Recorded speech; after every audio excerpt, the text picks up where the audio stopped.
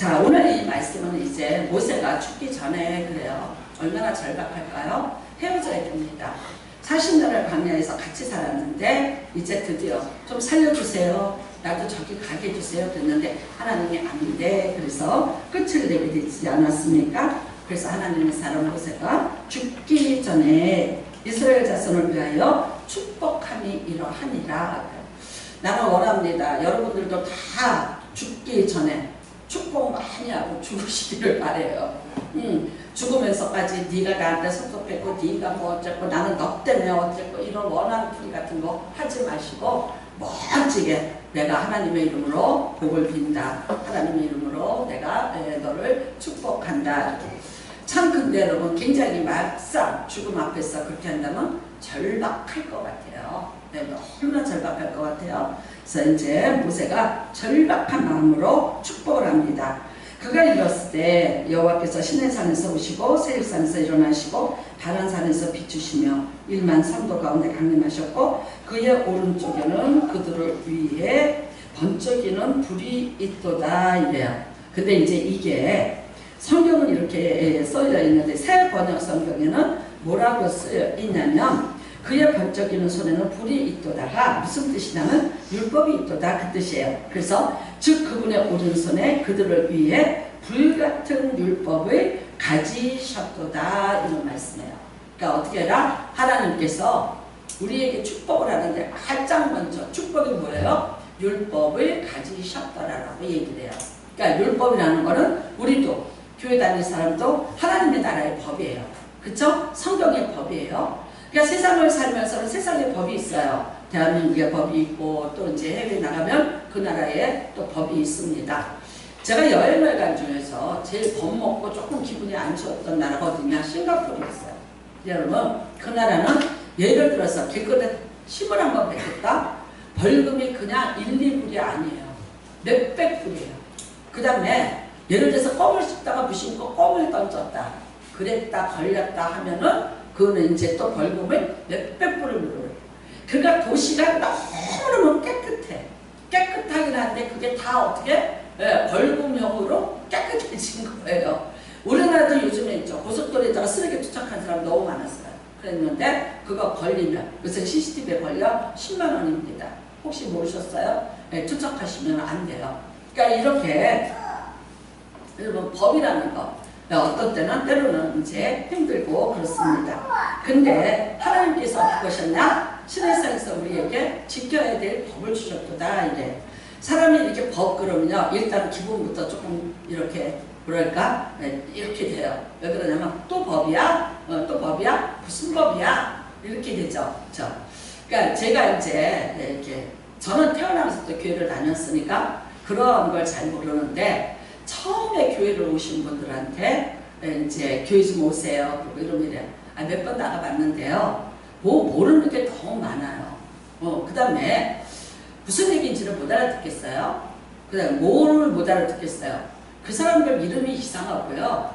어디 뭐 지명 얘기하는데 이상해요. 그러니까 내가 지금 한국 땅에 살고 있는데 이스라엘의 이야기를 내가 이해가 잘 안 돼요. 그 다음에 성경에 보니까 옛날 얘기인데 지금 얘기도 바쁘고 앞으로 얘기도 바쁜데 뭐 옛날 지나간 거 그 중동 땅에서 일어났던 거 그런 거 자꾸 들으라 그러니까 그 다음에 법법 하는데 귀찮은 것 같아요. 이것도 지켜야 된다 이것도 지켜야 된다. 안 그래도 지킬 법이 참 많아서 다 못 외우고 살고 있는데 또 다른 법이 또 주어진다면 너무 인생이 복잡할 것 같아요 라고 그렇게 말씀하시는 것을 많이 저도 들었습니다. 맞습니다. 이제 이렇게 하나님의 말씀이 우리가 생각할 때 하나님이 법을 주셨다. 그 법이 이제 최고라고 말해요. 이 모세가 이스라엘 백성들한테 너희들은 법을 받은 백성이야 이걸 얘기해요. 근데 지금 모세가 뭐 한다는 거예요? 책망하자는 거예요? 복 준다는 거예요? 복 주겠다는 거예요. 복을 준다는데 너희에게 하나님이 번쩍이는 불같은 법을 너희에게 주셨다라고 말을 하고 있습니다. 여러분 가장 큰 축복이 뭐였을까? 모세가 생각할 때 이스라엘 백성에게 하나님이 주신 것 중에 가장 큰 축복이 뭐라고 생각하는 거예요? 법이라고 생각하는 거예요. 여러분이 말하는 십계명 그것이라고 생각하는 거예요. 아니 40년 광야를 다니면서 여러 가지 기적을 많이 봤어요. 하나님이 그래서 사랑했고 그래서 기적을 베풀었고 많은 걸 주셨고, 그런데 지금 모세가 이스라엘 백성에게 마지막 얘기하는 것, 마지막 복이라고 얘기하는데 그거는 뭐냐? 너희에게 십계명을 주셨다라고 말씀하세요. 여러분이 잘 알다시피 우리가 출애굽기, 즉 이스라엘 사람들이 애굽에 지금의 이집트에 가서 400년 동안을 살았습니다. 그 다음에 이제 모세를 통해서 그들이 나오지 않았습니까? 나오자마자 그 이집트의 시내산이라는 곳에 시나이 반도에 있는 그 산에 가서 이스라엘 백성을 다 불러놓으시고 하나님이 하신 일이 뭐냐? 먼저 법을 주셨다는 거예요. 그래서 그 법은 뭡니까? 우리가 보통 십계명이라고 말을 하는데 하나님에 대한 법, 그 다음에 이제 사람들이 세상을 살면서 어떻게 살아야 되는지에 대한 법을 주셨습니다. 근데 우리가 생각할 때 아유 그거 법 지키려면 힘들고 어렵고, 아니 그 법을 줬다는 건 뭐냐? 그 법을 주셨다는 것 자체는 그 사람들이 하나님께 소속됐다는 소속감을 주신 거예요. 여러분 우리가 대한민국 사람이에요. 대한민국 사람이니까 대한민국 사람한테 뭘 주셨어요? 대한민국의 헌법이에요. 그런데 대한민국의 헌법을 잘 지켜야죠. 낙세의 의무, 국방의 의무 다 지킵니다. 지키면 어떻게 되는 거예요? 지키는 걸로 끝나는 거 아니에요. 우리가 무조건 지키는 것 그것이 아니라 지킴으로써 내가 대한민국 국민으로서 당연히 보호받았고 또 받아야 될 권리를 받아내게 되는 거죠. 그러니까 하나님이 이스라엘 백성에게 법을 주신 것은 읊조리려고 주신 거 아니에요. 얽매여서 고통을 주려고 하신 것이 아니라 이스라엘 백성이 하나님의 백성이라 하나님의 법을 따르면 어떻게 하겠다? 하나님이 그것에 대한 보상을 반드시 해 주시겠다는 것을 말하고 있는 것입니다.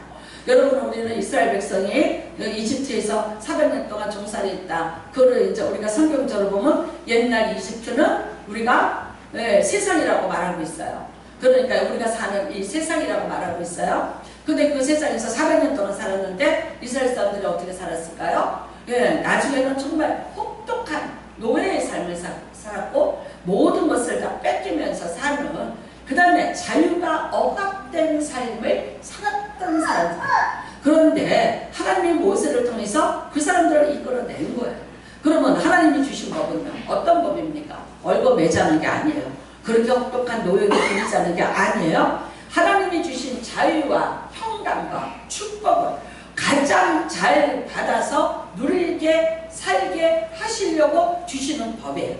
그 다음에는요, 그거를 잘 유지하고 관리시키기 위해서 주시는 법이에요. 여러분, 세상에서 주는 법은 옥조 있는 법이었어요. 그렇지만 하나님이 주시는 법은 가장 행복하게, 하나님이 우리를 만드셨기 때문에 우리가 어떤 상황이 되어야 행복하고 어떻게 해야 우리가 잘 사는 줄을 제일 먼저 알고 계시는 분이 하나님이세요.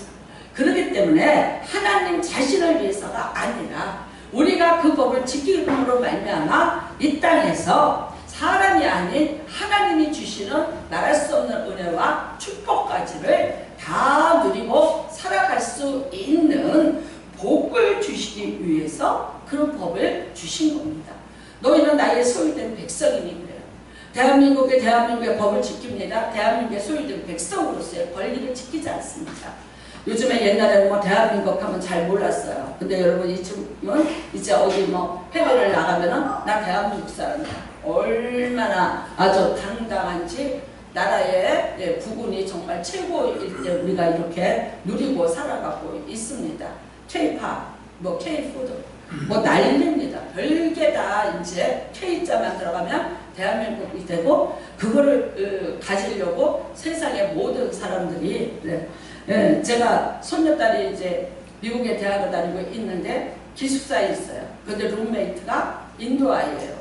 이 아이가 우리 손녀딸한테 부탁하는 게 있어요. 쫄라드는 게 하나 있어요. 뭐냐면 나 좀 한국에 데려다줘. 너 여행 갈 때, 너 내내 외할머니한테 갈 때 나 좀 데려가줘. 근데 있죠, 놀라운 거는 걔가 서촌을 알고 북촌을 알고 성수동을 알아요. 나 여기 너 그래서 한국에 가면 어디 가고 싶은데? 북촌 가고 싶어? 성수동 가고 싶어? 나 아직 북촌 못 가봤거든요. 저번에 서촌이라는 데를 한번 가봤어. 경복궁에서 서쪽으로 있으면 서촌이고 북쪽으로 있으면 북촌이더라. 그냥 옛날 한 옥집 이렇게 한쪽 털어서 카페 만들었는데 커피 한 잔에 8,000원인데 못 들어가. 예약하는 한 옥이라는 그거 하나로. 그리고 모든 외국 사람들이 다 한복을 입었어요. 왜 그럴까 그랬어.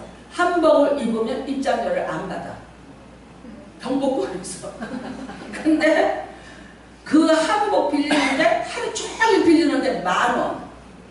그러니까 하루 종일 빌려서 입고 갖다 주면 돼요. 그 대신 경복궁 입장료하고 거의 뭐 그런가 봐요. 우리 경로라서 3,000원이라 했는데 아무튼 그러니까 한국게 최고예요. 그래서 얘가 뭐라 그러냐면 너 갈 때 나를 한국에 데려다 준다면 같이 너네 할머니에 데려다 준다면 내가 너를 우리 할머니 인도 집에 갈 때 데리고 갈게 그래. 근데 이제 비교가 안 된다 이거지. 그래서 우리가 데리고 오지 말고 가지 마. 위험해. 그래요. 여러분 미국의 대학교 아이들이 운동을 해요. 뭘로 하는지 아세요? 뉴진스의 뭐를 따라서 춤을 추면서 애들이 운동을 한대요. 뭐 체조같이 운동을 해요. 대한민국이 이렇게 복을 받고 지금 살아갑니다. 참 자부심과 긍지를 느끼는 거예요. 소유된 백성. 여러분 하나님도 마찬가지예요. 하나님이 여러분을 얼마나 사랑하시는지 아세요? 여러분을 하나님은 특별한 은혜로 복을 주시기를 원해요. 이 세상 모든 만물을 하나님이 창조하셨어요. 근데 하나님이 모든 사람에게 동일하게 은혜를 베풀어 주세요. 그거를 우리가 보통 일반 은혜라고 말을 해요. 근데 하나님의 소유된 자, 하나님의 법을 지키고 사는 자들에게는요, 하나님이 특별 은혜를 베풀어 주셔요. 근데 이 특별한 은혜는요, 난 뭐 지금 만족해. 내가 뭐 별일이 있겠어? 라고 이제 이렇게 생각을 합니다. 그러나 사람이 살다 보면 인생에 내가 넘지 못하는 벽이라는 거를 만날 수가 있더라고요.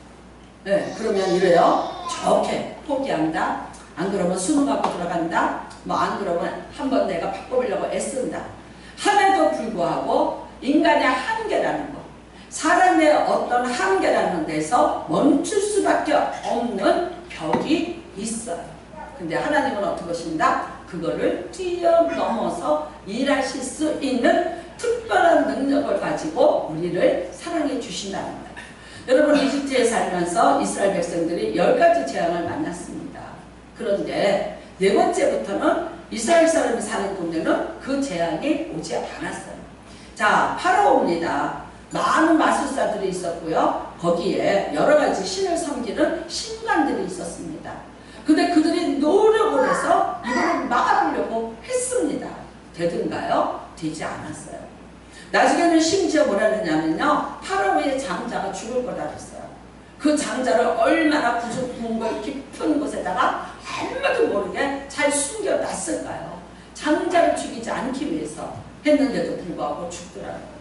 그러나 이스라엘 백성들이 노예같이 살던 이들 정말 거적되게 하나 제대로 되어 있지 않는 그런 쌀인문 같은 데서 살고 있었지만 하나님이 말씀하셨어요. 네가 양을 잡아서 피를 문설주에 바르면 내가 그 집은 안 죽일게 그랬어요. 그랬더니 노예로 비록 살았지만 숨은 것도 없고 다들 다 적나라하게 드러나 있지만 하나님이 하신 말씀대로 했더니 어떻게 되더라? 그 노예의 집에 장자들이 한 사람도 죽지 않고 살아남을 수 있더라고요. 이게 하나님의 특별한 은혜라는 거예요.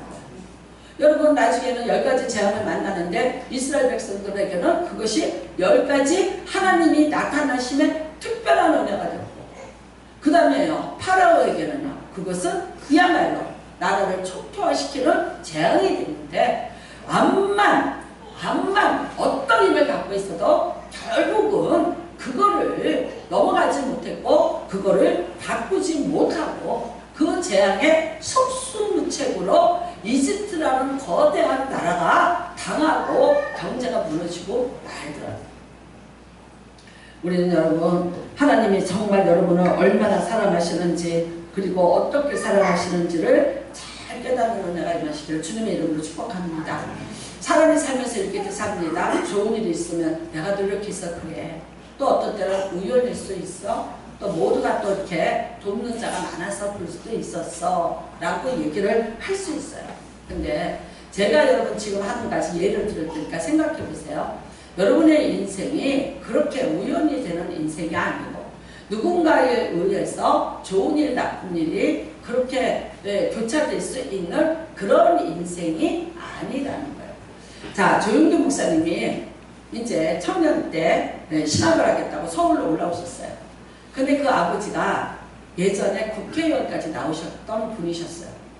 장남이 폐결핵에 걸려서 다 죽게 됐다가 예수님을 믿고 살아났어요. 거기까지는 좋아요. 근데 이제 동생들이 여덟이니까 돌봐야 되는데 갑자기 나 신학한다고 서울로 가버린 거예요. 그리고 와라 좋은 말로 했는데도 안 와.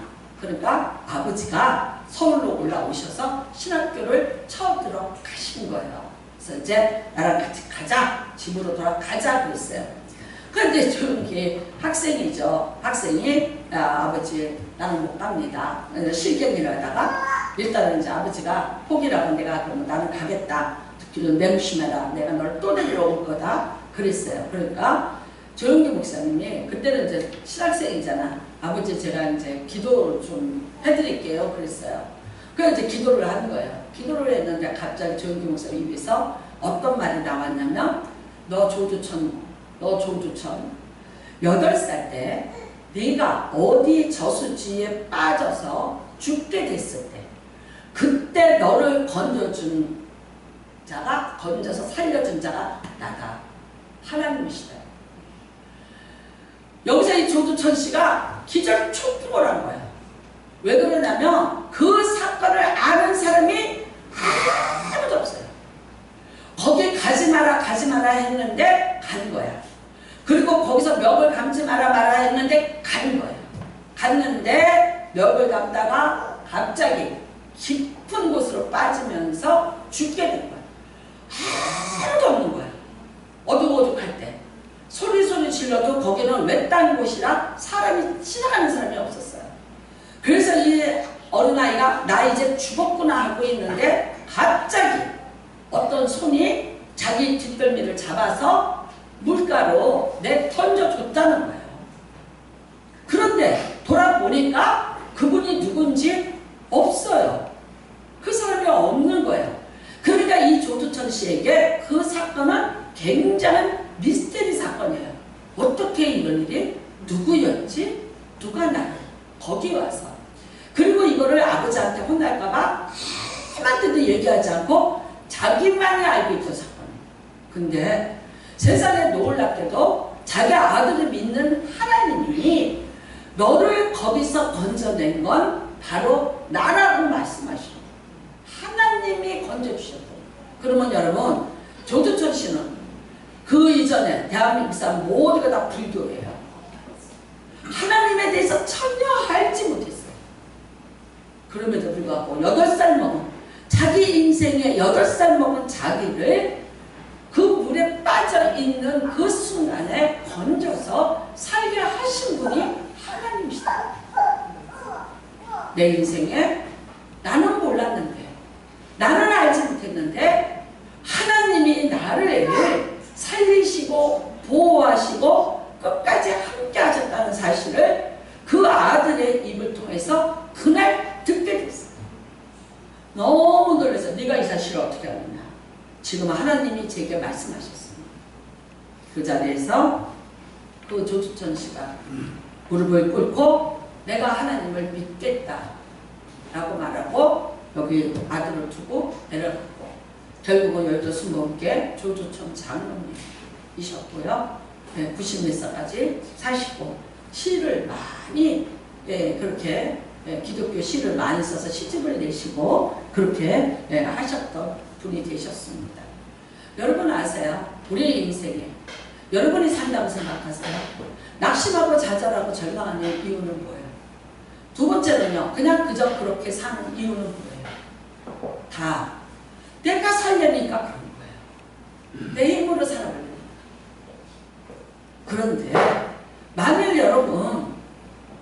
여러분이 진짜 하나님이 계시다는 것을 믿는다면 그 하나님, 물론 여러분이 수고하고 애쓰고 노력하고 잘 살았는데 이 잘 살아온 나의 모든 일들이 나만의 수고였던가 나만의 애씀이었던가, 세상 모든 사람이 나처럼 애를 썼는데 다 여러분과 같이 은혜를 받았고 여러분과 같이 형통한 복을 받은 자들이 그렇게 있지 않아.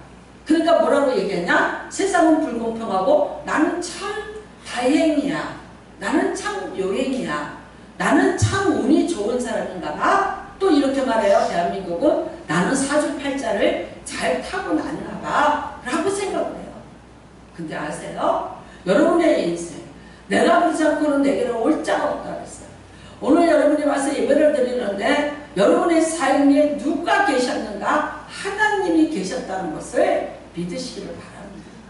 하나님의 여러분의 삶의 인생의 구비구비마다 어려울 때, 힘들 때, 또 편안할 때, 잘 될 때 늘 하나님께서 지키시고 보호하시고 인도하고 계셨다는 그 은혜를 절대 여러분은 잊지 마시기를 주님의 이름으로 축복합니다. 그래서 하나님이 우리에게 여러분 이렇게 해라, 이렇게 해라, 주일 잘 지켜라, 뭐 해라 말씀하시는 것은 하나님이 여러분을 멀리 두는 것이 아니라 내 가까이 두고 내가 하고 싶은 일 하기, 내가 주고 싶은 거 그거 다 아낌없이 주기 위해서 하나님이 부르시는 거예요.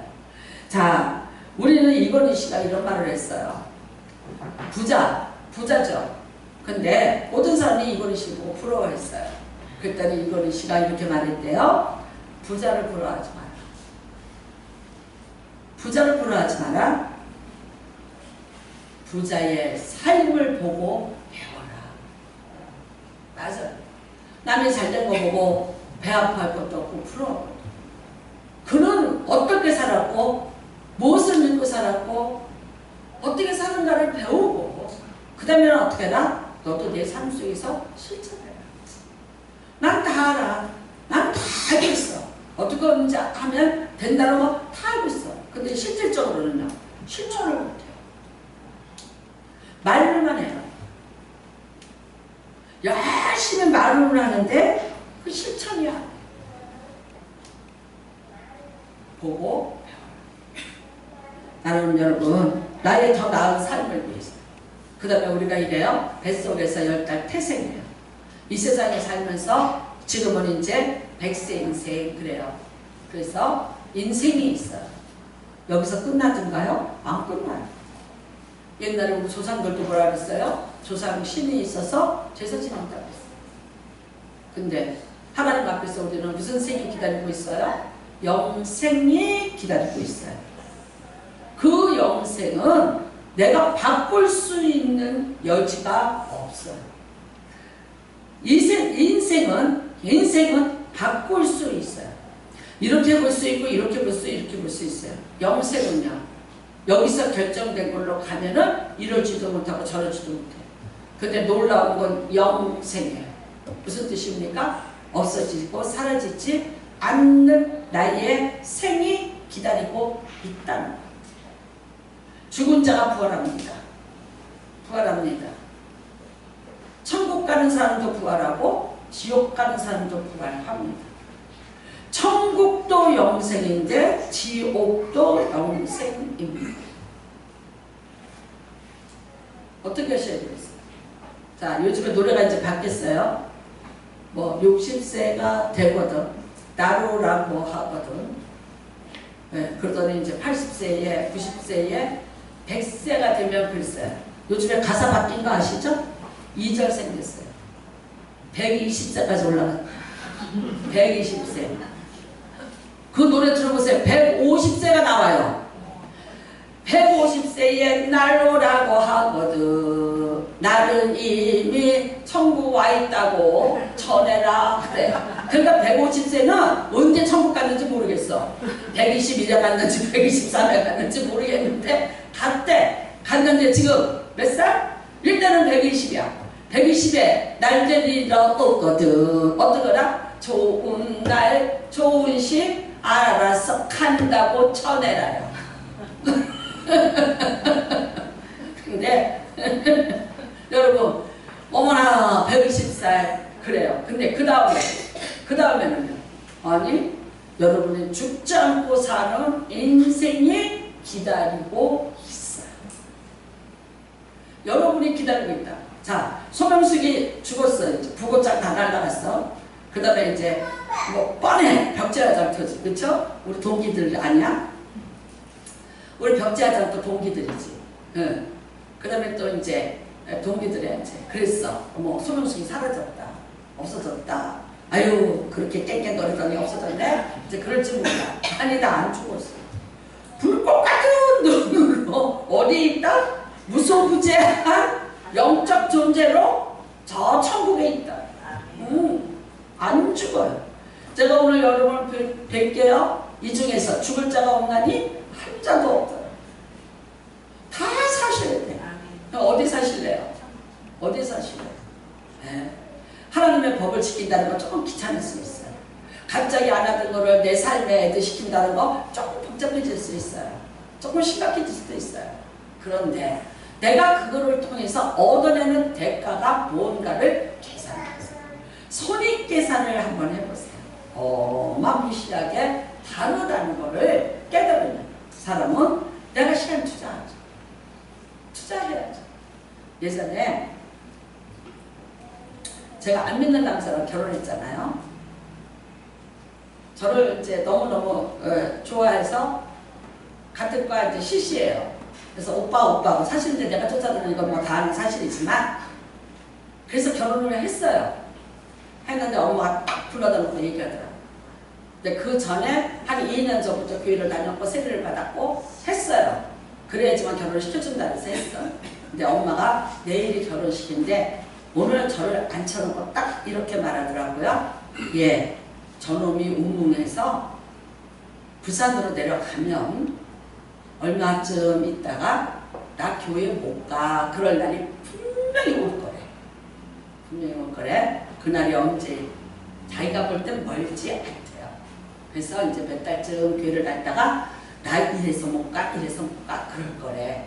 네, 그때 우리 엄마가 시킨 대로 얘기할게요. 그러면은 가만히 있지 말고 밥상을 끄엎어 발로 차버리고 서울로 올라와. 그랬어. 그러니까 이게 친정 엄마가 시집가는 딸한테 해준 말이에요. 그래서 첫 번째 초장의 버르장머리를 완전히 고쳐야 돼. 그러니까 네가 올라와야 네가 왜 왔는가를 알아야 우리가 내려가서 잡아. 이제 이렇게 된 거예요. 그러니까 참지 말고 올라와 그랬어요. 야 얼마 만에? 2달 만에. 2달이 되더니 내가 회사에 있을 게 너무 많아서 오늘은 교회를 못 갈 테니까 가. 너 혼자 가. 그러더라. 근데 그때가 마침 밥상 차려놓고 밥 먹을 때였어요. 제가 청개구리들라서 다른 건 엄마 말씀 하나도 들은 게 없는데 그날은 어떻게 했더라? 네, 그대로 해가야 했더라. 했어요. 얼마나 심하게 발로 차면서 엎어버렸던지 콩나물이 저 천장에 가서 하나가 붙었어.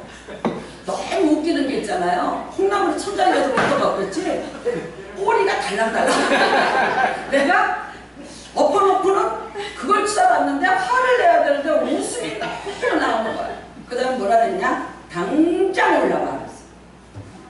못 가서 환장하지. 친정에 못 가서 환장하지. 부산인데 거리가 없어서 못 가지. 신나갖고 한진고속 타고 와서 어떻게 했습니까? 그 길로 엄마 아버지가 내려가셨죠. 그래서 뭐라 그랬어요? 너 어떻게 약속하고 장가 왔니? 해가면서 이제 했어요. 근데 나중에 그 박장로가 이런 말 하더라고요. 어떤 사람한테 전도를 했어요. 하면서 이러더라고요. 그 부인은 다녀. 교회를 다니는데 안 나가. 그러니까 에이 안녕. 그러지 말고 가서 그냥 1시간만 죽다 와. 그러면 일주일이 편하네. 그래. 전도를 하는데 여기 1시간만 가서 줬다 와. 그러면 그냥 일주일이 편하네. 나도 가서 그냥 자다 와요. 무슨 소리인지도 모르겠고. 근데 일주일이 편안하다고. 그러니까 뭐요? 말에 안 오면은 일주일이 사건이 터지는 거지. 그래서 다니기 시작을 하는 거예요. 그래서 근데 이제 지금은 한 사람은 이제 그리스도인이 됐습니다. 여러분, 예수님이 이런 말씀하셨어요. 하나님이 세상을 저처럼 사랑하사 독생자를 주셨어요. 누구든지 저를 믿으면 멸망하지 않고 영생을 얻게 하여 합니다. 하나님의 사랑이에요. 하나님이 여러분에게 귀찮게 야 이거 지켜라 이거 지켜라 교회 가라 법이에요. 귀찮으세요? 하나님은 오늘 말씀을 이렇게 해요. 사랑이야.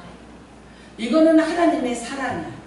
내가 너희를 보고 싶어서 오라고 하는 거야. 내가 너희에게 복을 주려고 오라고 하는 거야. 여러분, 하나님의 창세기 2장에 사람을 만드시고 안식일을 처음으로 만드셨어요. 쉬어라 주일이에요.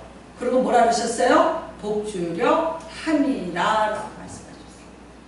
하나님이 복을 주기 위해서 일주일에 월화수목금토 일인데 실상은요 1부터 시작해요. 달력 보세요. 1 월화수목금토예요. 근데 사람들은 뭐냐면 월화수목금토 1일 있으니까 내가 1은 쉬어래요. 아니요. 1 첫 번째 날은 하나님의 날이에요.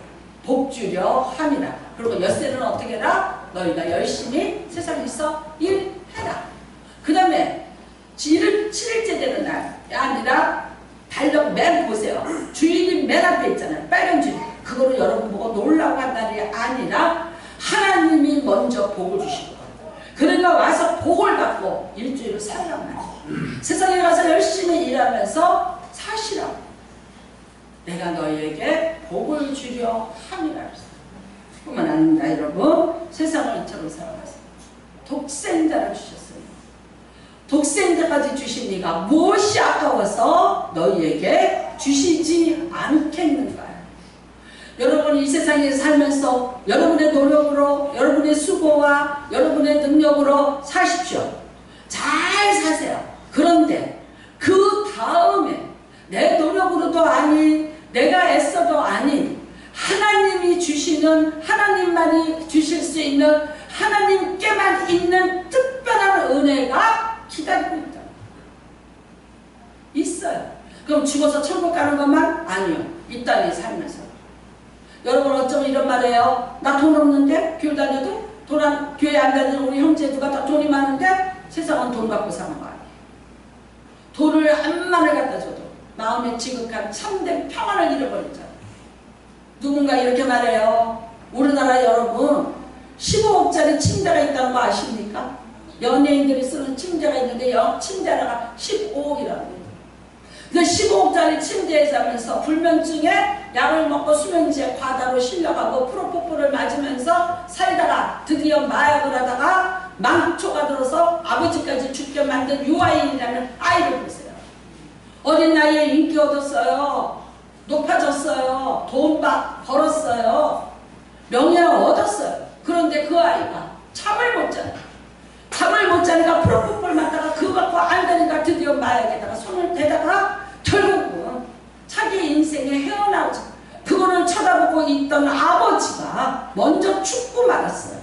어떻게 죽었을까요? 그 아버지가. 그리고 그 아이는 감옥 들어갔잖아요. 좋은 침대면 좋은 잠을 자는 줄 아세요?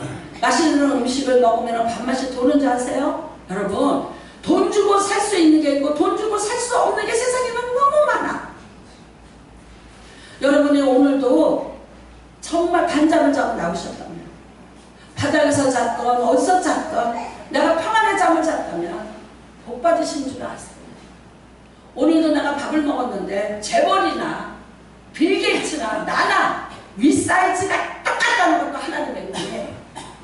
그놈이 혼자서 돈 벌어서 다 꺼내고 나는 돈이 없어서 조금밖에 못 먹고 산다면 얼마나 억울하겠어. 근데 빌 게이츠한테 물어봐. 오늘 아침에 뭐 먹었냐? 어쩌면 내가 더 먹었을지도 몰라. 옛날에 이건희 씨는요, 영양사가 딱 재줘요. 150g의 야채. 그분이 병원에 있어서 더 이상 아침에 못 먹어요. 먹지 못할 칼륨이 들어간 야채는 다 빼고 먹어야 돼요. 그런데 아무거나 먹어도 되고 잘 먹어서 비만 때문에 고생하고, 그저께도 내가 우리 권사님 한 번 몸무게를 너무 기가 막히게 맞췄더니 입을 못 다물고 놀래갖고 답을 못하더라고. 내가 나를 닮아서 좋아서 나 닮은 자가 하나 있으니까 얼마나 좋은지 몰라. 여러분, 하나님이 여러분을 얼마나 사랑하시는지 나는 알지 못했는데, 내가 하나님을 알지 못했을 때도 하나님은 날 사랑하셨어요.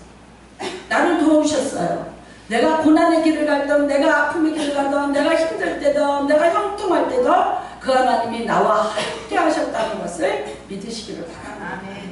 여러분이 잘 아시는 다윗은 인생에 광야에 있을 때나 전쟁터에 갔을 때나 왕궁에 들어갔을 때나 언제나 그가 항상 뭐라 그래요? 하나님이 내 인생의 주권자였다고 고백을 해요. 그러면서 그가 마지막에 죽을 때 이런 노래합니다. 나 같은 자를 주께서 어떻게 이렇게 은혜를 베푸셨어? 나같이 미천한 자를 이렇게 만드셨냐고, 자기 인생의 마지막에 하나님 앞에 올리는 감사의 기도가 절절하고 기가 막혀. 나는 원합니다. 오늘 여기 있는 모든 분들이 누워도 감사하고 일어나도 감사하고 맨날 눈 뜨면 생일날같이 감사하시고 천국에 가서도 감사하고 이 땅에 사는 날마다 하나님 아버지 내게 베푸신 은혜가 항상 사람에게도 감사할 줄 아세요. 사람에게도 감사할 줄 아세요. 여러분, 사람에게도 내가 얼마나 감사해야 되는데 감사라는 단어를 잊어버려서 감사할 줄은 몰라. 가장 가까이 있는 사람, 나에게 가장 소중한데 감사하다는 표현 한마디를 못해요. 그 양랑한 중심 때문에, 그 양랑한 열등감 때문에 진심으로 감사한데도 그거를 표현을, 그 다음에 하는 말, 기권한다는 말 뭐라 그래요? 말로 해야 하나? 이래. 말로 해야 하나. 여러분, 하루하루를 하나님 앞에 감사하시기 바랍니다. 하나님은 축복을 주시기를 원하시는 분이십니다. 이스라엘 자손을 위하여 축복함이 이러하니라. 3절에 여호와께서 백성을 사랑하시니 모든 성도가 그의 수중에 있으며 주의 발 아래 앉아서 주의 말씀을 듣는도다. 이 사람이 하나님이 사랑하는 자고 하나님 앞에 사랑을 받는 자, 장차도 큰 사랑으로 함께 하실 분인 것을 믿으시기를 바랍니다. 오늘 여러분 이 자리에 있는 하나님이 사랑하셔서 이 자리에 계신 줄로 믿습니다. 그 사랑을 영원히 천국에서 그 얼굴을 뵐 때까지 받으시고 누리시는 복이 마시기를 주님의 이름으로 축복합니다. 제가 오늘은 찬양 하나를 좀 부르려고 합니다. 은혜입니다.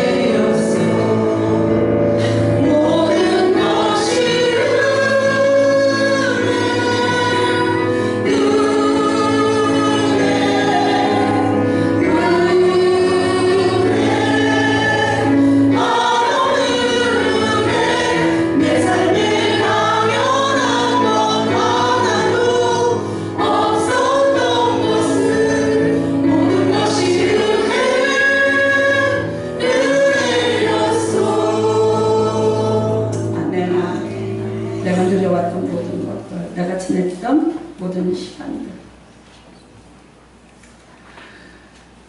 또 내가 이 땅에 태어나서 지금도 숨을 쉬며 살고 있는 것, 이 모든 것들이 하나님의 은혜였습니다.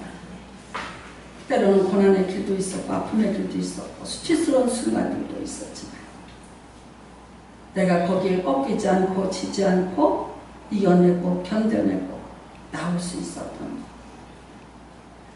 세상에 내가 썩어질 것에 가치를 두고 이 땅이 다라고 생각하고 살지 않게 하시고 많은 것 다 알지 못하고 하나님 다 알지 못하지만 하나님은 나를 만세전에 택하셨고 나를 사랑하시고 지금도 나를 사랑하셔서 나와 함께 하시고 장차 나를 천국에서까지 함께 하실 하나님, 그분은 유일하신 분이라는 것을 오늘 다시 한번 깨닫고 고백하게 됩니다. 여러분, 나의 삶이 내가 산 것이 아니라 모든 것이 하나님이 간섭하셨고 하나님이 모든 것에 개입해 주셨고 주권적으로 이끌어 주셔서 오늘 내가 이 복을 누리고 은혜를 누리고 있습니다 라고 진정으로 감사하고 고백한다면 그 사람은 오늘 하나님의 자녀인 것이 맞습니다. 오늘 우리 모두가 다 그 고백을 하시는 귀한 은혜가 임하시기를 주님의 이름으로 축복합니다. 같이 기도하시기를 바랍니다. 내가 하나님을 믿기를 원하며 그 하나님이 나와 함께 하셨을 것을 내가 믿기를 원하며 앞으로도 장차도 나의 모든 삶에 하나님이 주인이심을 고백하며 살게 하여 주시옵소서. 주여 장하시고 동성으로 기도합니다. 주여 하나님 아버지 하나님